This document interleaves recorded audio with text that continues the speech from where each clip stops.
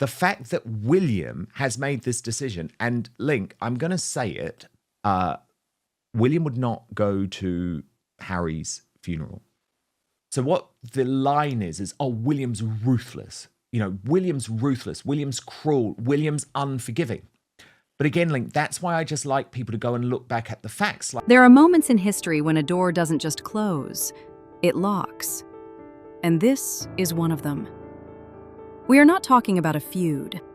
We are not talking about brothers who had a falling out and need some time apart. We are not talking about a family that's going through a rough patch that a good Christmas dinner might smooth over. What we are talking about, what has now been placed on the table in plain sight for everyone to see, is the claim that Prince William would not attend Harry's funeral. Let that sit for a moment. Not a birthday he'd skip, not a christening he'd avoid, not a state occasion where seating arrangements would be awkward.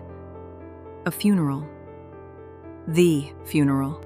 The final, irreversible, no second chances event in a human being's life. The one gathering where every other grievance, every other wound, every other piece of history is supposed to dissolve in the face of shared loss. And the claim that is now circulating, now being discussed, now impossible to walk back, is that William wouldn't be there. William does not want Harry and will not allow Harry, because it's not just about want once he becomes king. William will not allow Harry at his coronation. And of course, that will be the surest sign that there is no potential for reconciliation. You have been watching this story for years. You have heard people tell you this was just brothers bickering. You have heard the royal commentators, the sympathetic ones, the ones with the soft voices and the careful language, tell you that deep down, the bond is still there. That blood is thicker. That William and Harry grew up together, lost their mother together, stood side by side at 2 funerals already, and that whatever happened between them, there's a floor beneath which even this family wouldn't go. And here we are, beneath the floor. Because when you are talking about a funeral, when the claim lands that a man would not stand over his own brother's grave, you are not talking about a feud anymore. You are talking about something that has been burned so completely, so deliberately, so irreversibly, that not even death would bring it back. And the question you need to ask, the question that this entire channel has been asking for years now, is how does a relationship get there? What choices, what actions, what sustained campaign of destruction does it take to push one brother so far past the point of return that the grave itself isn't enough to bring him back? That someone has pushed you so far and treated your family so terribly that there is no going back. This is not like a feud or a brief moment of like frustration or... Well, the point that I make is that this was a decision that William almost had to make. The answer, as it always is with this story, starts and ends in the same place. It starts with Meghan Markle and Prince Harry. Not with William, not with the palace, not with the institution, not with the courtiers, not with the tabloids, not with the British public. With them. With the choices they made, the interviews they gave, the accusations they leveled, the narratives they constructed, and the bridges they didn't just burn. They detonated. On live television, in front of a global audience while smiling for the cameras and calling it their truth. And now we are here. At the point of no return. And you knew it was coming. This audience knew it was coming before almost anyone else was willing to say it out loud. So let's talk about what a point of no return actually looks like.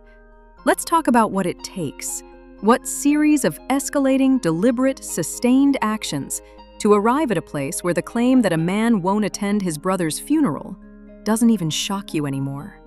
Let's walk through this slowly because it deserves the full treatment.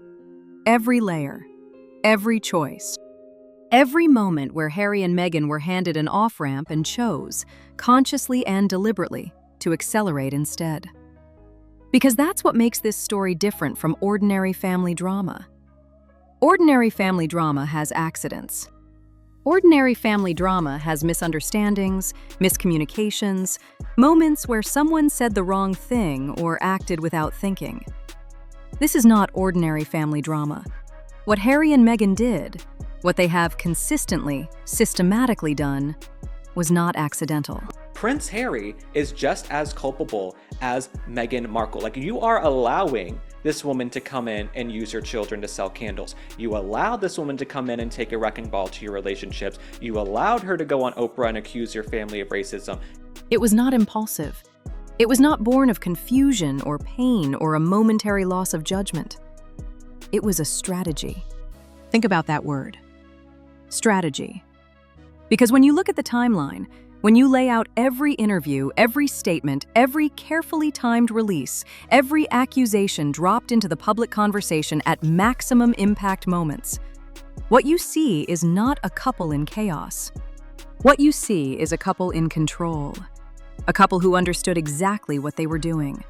Who understood that the British royal family could not respond. Who understood that the institution's silence and restraint would be weaponized against it. Who understood that every accusation, no matter how explosive, would be absorbed without direct rebuttal, and that the absence of rebuttal would be reported as confirmation. That is not a couple acting out of pain. That is a couple executing a plan. And William watched it happen. He watched every single move. He is not a man who misses things.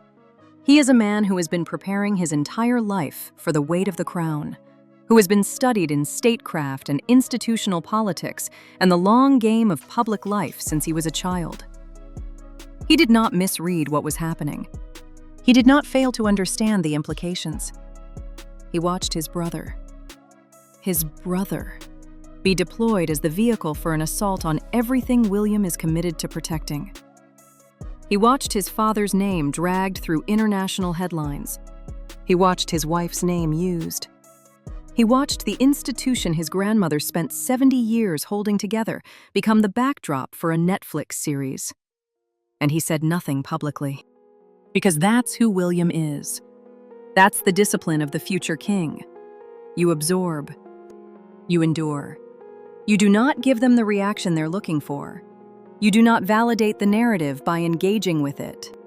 But silence is not forgiveness. And restraint is not reconciliation. And the claim that William would not attend Harry's funeral tells you everything you need to know about what that silence actually contained. It wasn't waiting. It wasn't hope. It wasn't a man holding the door open, ready for his brother to walk back through it whenever he was ready. It was a verdict. A quiet, final, devastating verdict. Rendered not in public, not in a statement, not in an interview or a book or a streaming documentary. Rendered in the most private possible way, in what a man would or would not do at the graveside. And the fact that this claim is now out in the world, being discussed, being reported on, being absorbed by the audience that has followed every chapter of this story, that matters. Because it tells you something about how far gone this actually is. When something reaches the level of funeral attendance as a genuine open question, you are not dealing with a family dispute. You are dealing with a complete severance. You are dealing with a relationship that has been documented, weighed, and found to have no remaining value to the person doing the weighing. And that is not William's failure. That is not William's cruelty. That is the end point of Harry and Meghan's choices arriving at their logical destination. You reap what you sow. Eventually. Always. Now here's what I want you to really sit with, because this is the part that the sympathetic commentators never want to discuss. They want to tell you about Harry's pain. They want to tell you about a man who felt excluded, who felt like the spare, who felt like the institution didn't value him. And even if you accepted every single one of those feelings as completely legitimate, even if you gave Harry every benefit of every doubt about every grievance he ever had, it would not change the analysis. Because the question was never whether Harry had grievances. The question was always what he chose to do with them. And what Harry chose to do with them was maximum public detonation. Not a private conversation, not a family mediation. Not even a well-sourced biography that came out after cooling off periods and careful consideration. What Harry chose was Oprah Winfrey, primetime, global broadcast, with his wife sitting beside him wearing a green dress and delivering accusations of racism against the royal family to an audience of hundreds of millions of people. What Harry chose was a Netflix documentary that walked the public through his departure from the institution as though it were a heroic narrative of escape. What Harry chose was a memoir in which he described physical altercations with his own brother, detailed the private grief of miscarriage in public, and offered up intimate details of his family's most private moments as product. As product. That's the word that matters. Because Harry and Meghan did not share their story out of some unstoppable need for catharsis, they monetized it. They built an entire commercial enterprise on the back of the British royal family's name and reputation, and then turned around and attacked the British royal family for not supporting them sufficiently while they were doing it. The audacity of that positioning, the sheer architectural nerve of it, is something that should take your breath away every time you think about it clearly. They used the institution to build the platform. They used the platform to attack the institution. They used the attacks to build the brand. And they expected William, of all people, the future king, the man whose entire life is the institution, to remain in some form of brotherly relationship with them throughout. That was always the miscalculation.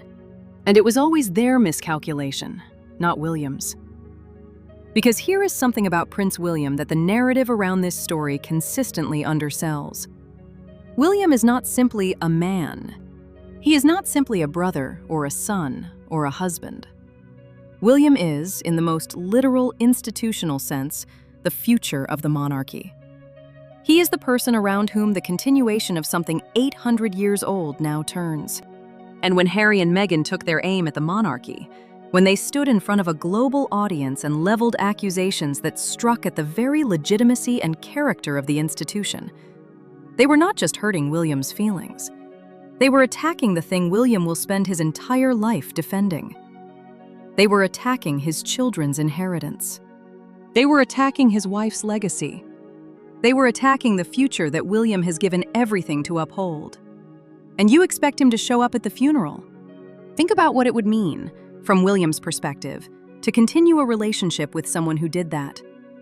Think about what message it would send to the institution, to the public, to history, if William simply absorbed the assault, absorbed the monetization, absorbed the global accusations, and then turned up at family events with the smile intact and the handshake firm. Think about what that would signal about the value of loyalty, about the consequences of betrayal, about whether the things William has committed his life to actually mean anything at all. The freeze-out isn't cruelty. The freeze-out is integrity. When William distances himself, when the claim emerges that he would not attend Harry's funeral, that is not a man acting out of petty grievance or wounded pride. That is a man who has looked at the full record of what his brother chose to do and made a judgment about what that record means. And the judgment is final. Not because William is heartless, but because some things, once done, cannot be undone. And some choices, once made in full knowledge of their consequences, cannot be walked back with an apology or a private phone call or a carefully managed reconciliation photo opportunity. Harry knew what he was doing. Every step of the way, Harry knew. And this is the part that separates this story from tragedy. Tragedy requires innocence. Tragedy requires someone who didn't see the cliff coming, or who had no real choice about whether to walk toward it. Harry was not a man who didn't see the cliff. Harry was a man who was handed a map with the cliff clearly marked, who was offered multiple off-ramps, who had advisors and family members and the weight of history all pointing in the same direction, and who chose, actively, repeatedly, with the camera rolling and the streaming deal signed, to accelerate toward it. That is not tragedy. That is consequence. And Meghan Markle is not peripheral to this story. She is not the supporting character. She is not the woman who was simply by Harry's side while he made his own choices. She is the architect. She is the one who understood, from the very beginning, in a way Harry perhaps didn't fully grasp, that the most valuable thing Harry owned was his proximity to the British royal family, and that the most profitable thing to do with that proximity was to cash it out as publicly and dramatically as possible before the expiration date arrived. Because there was always an expiration date. The moment Harry stepped back from royal duties, the clock started. The moment they left for California, the countdown accelerated. The relevance, the brand value, the interview requests, the speaking fees, the streaming deals, all of it was predicated on their connection to the institution they were simultaneously dismantling. And Meghan, whatever else you want to say about her, is not a woman who fails to understand the mechanics of her own commercial positioning. She understood that the story had to be a conflict. She understood that victims have more commercial value than people who simply walked away. She understood that the more dramatic the narrative of persecution, the more durable the brand. And she built that narrative piece by piece with the full participation of her husband across years and continents and a staggering number of media platforms. And William was watching. William understood the mechanics too. William could see the architecture of it, the strategic selection of accusations, the timing of releases, the way each new piece of content was deployed to maximum effect at maximum impact moments. He could see the design. And he could see his own family, his own name, his own institution used as the raw material for someone else's commercial enterprise. The freeze-out was not a reaction. It was a recognition. William recognized what was happening clearly, early, and completely. And he made a decision about what that recognition required. Not a decision driven by anger. Anger passes. Anger recedes. Anger can be talked through over enough time and enough good faith. A decision driven by something colder and more permanent. A decision driven by judgment. The judgment that this could not be recovered from. Not because the wounds were too deep in some emotional sense, but because the actions were too deliberate in some strategic sense. You cannot reconcile with a strategy. You cannot find common ground with a campaign. You cannot sit across from the person who turned your family into a product and find the brotherly warmth again, because the brother you thought you had turned out to be someone who was capable of making those choices. And that revelation, that someone you loved was capable of this, doesn't go away when the cameras are off. It stays.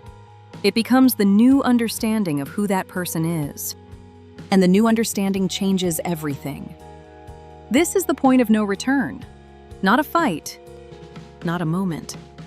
A recognition. The recognition that the person Harry revealed himself to be, through sustained, deliberate, commercially motivated choices, is not a person that William can maintain a relationship with. Not as a private man. Not as a future king. Not as someone whose life is committed to the institution that Harry and Meghan spent years dismantling for profit. And now the claim is out there. William wouldn't attend the funeral. And for this audience, for the people watching right now who have followed every chapter of this story, who have watched the commentators hedge and equivocate and bend themselves into knots, trying to preserve the fiction that this was just a family going through something difficult. That claim is not shocking.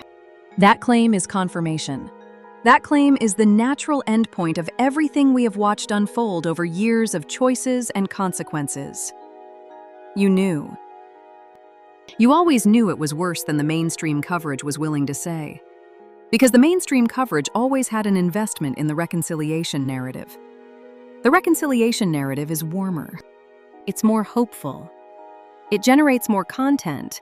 The falling out generates content, but the making up generates even more.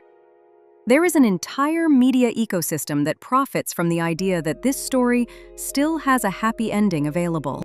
That at some future Christmas, at some future milestone event, the brothers will find their way back. That Meghan and William will eventually reach some form of understanding. That the family will reunite and the global audience will exhale with relief. That ecosystem has been selling you that hope for years. And it has been wrong. Consistently, demonstrably, increasingly obviously wrong. Because the people selling the reconciliation narrative were not looking at the choices. They were not tracking the escalation. They were not sitting with the full weight of what Harry and Meghan had actually done and asking honestly, is there a version of events where this gets better? Is there a realistic pathway from here to reconciliation that doesn't require one side to simply pretend that the other side didn't do what they very clearly, very publicly did? There isn't. There never was. And the claim about the funeral is the moment that the last exit on the reconciliation highway collapses into rubble. Because you cannot reconcile with someone and also not attend their funeral. Those two things cannot coexist. If you're in the process of finding your way back to someone, you attend their funeral. That's the one non-negotiable. That's the baseline below which no real reconciliation has actually happened. And if the answer to the question, would William attend Harry's funeral, is anything other than an immediate, unambiguous yes, if the question can even be asked without everyone immediately knowing the answer, then the reconciliation narrative is not just stalled, it's dead.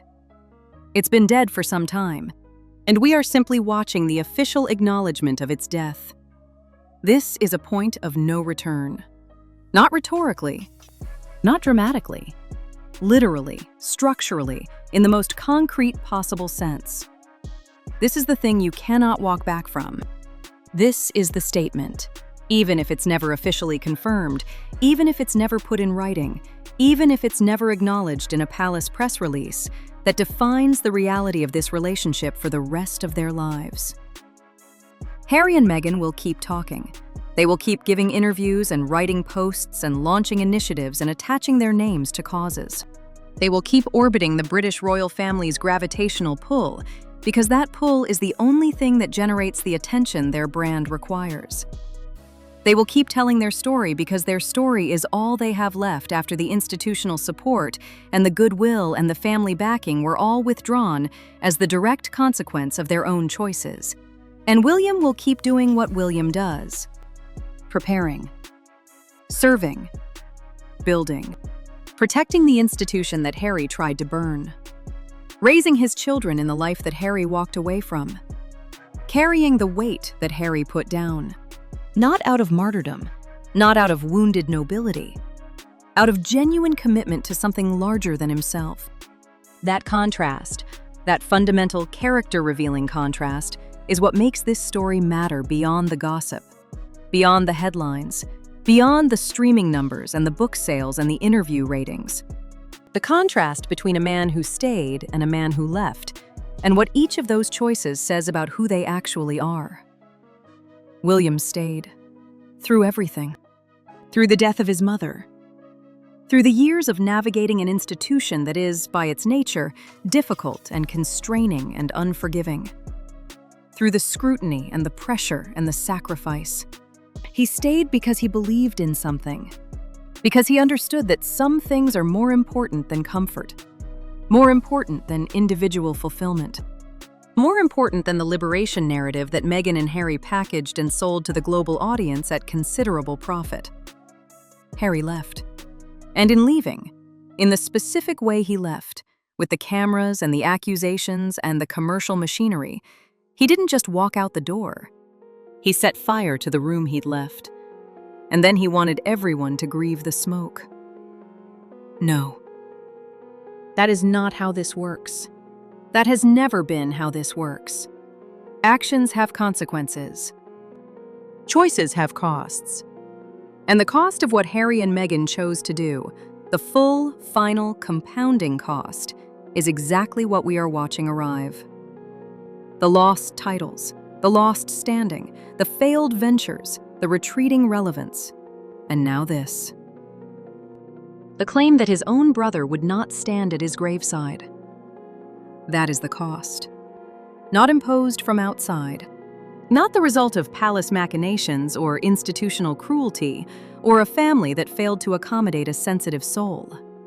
The cost of a deliberate, sustained, commercially motivated campaign to extract maximum value from the British royal family while simultaneously attacking it. The cost of choices made with full knowledge of their implications. And you have to sit with that. Because this is the part the sympathetic narrative always skips over. The sympathy narrative requires a villain external to Harry and Meghan. It requires the palace, or the press, or William, or the institution, or the British public to be the force acting on them. It requires Harry and Meghan to be objects, things that things happen to, rather than agents who made choices with foreseeable consequences. But they are not objects. They are agents. Intelligent, resourceful, media-savvy, commercially sophisticated agents who understood exactly what they were doing at every step. And treating them as anything other than agents, treating them as victims of forces beyond their control, is not only inaccurate, it is an insult to the very intelligence and capability they themselves have consistently claimed. Meghan Markle is not a naive woman who stumbled into a situation she didn't understand. She is a calculated, strategic operator who understood the game better than almost anyone and played it with remarkable precision for her own ends. Harry is not a lost boy who was manipulated without awareness.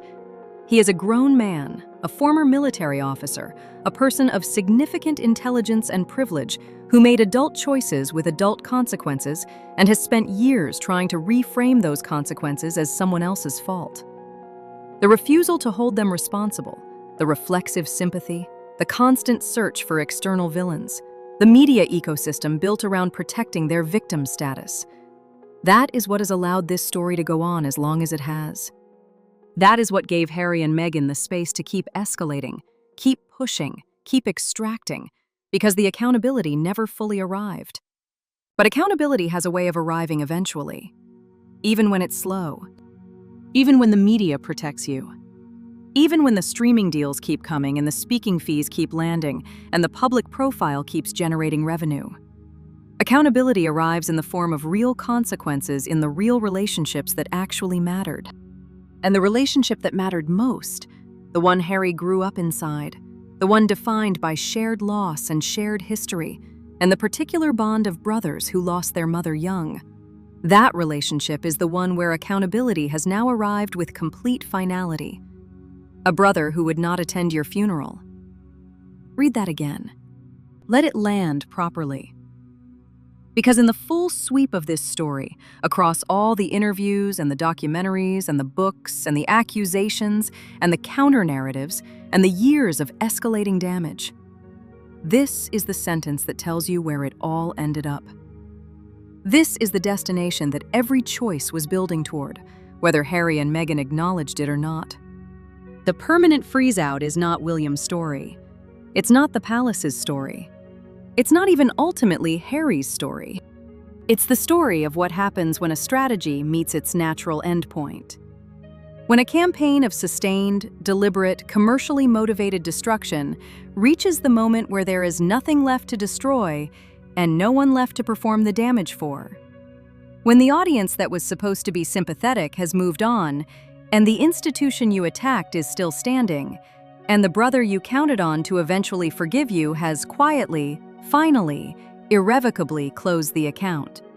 This is not a feud waiting to resolve. This is a verdict that has already been delivered. In private. In the way that the most final verdicts always are. Not in a statement, not in an interview, not in a headline. In the simple, devastating, unchallengeable form of an action that would not be taken. A presence that would not appear. A brother who would not come. That is the point of no return. That is where 7 years of choices arrived. And this audience, the people who have watched every chapter of this, who have sat through the hedging and the false hope and the media protection and the endless deferral of accountability, this audience knows exactly what that means. You were not wrong. You were not cynical. You were not cruel for seeing clearly what others insisted on looking away from. You were paying attention. And now, finally, completely, the story has arrived at the place you always knew it was heading. The door isn't just closed. The locks are on. The key has been thrown away. And somewhere in a palace, a future king has made his peace with that reality. Not with bitterness, not with public drama, not with a single word designed for consumption, but with the quiet, absolute certainty of a man who watched everything unfold, understood everything it meant, and made his judgment accordingly. That judgment is permanent. That judgment is final. And that judgment, more than any interview or documentary or book or award ceremony or foundation launch, is the true measure of what Harry and Meghan's choices actually cost them. Not money, not titles, not relevance, though they've lost all of those too. The irreplaceable thing. The thing you only realize you needed when it's already gone. The brother who won't come. If you've been watching this story unfold, and you knew from the beginning how it would end, you belong here. Palace Leaks covers what the mainstream press is too polite to say plainly. Subscribe and turn on notifications, because this story is far from over, and every new chapter proves the point.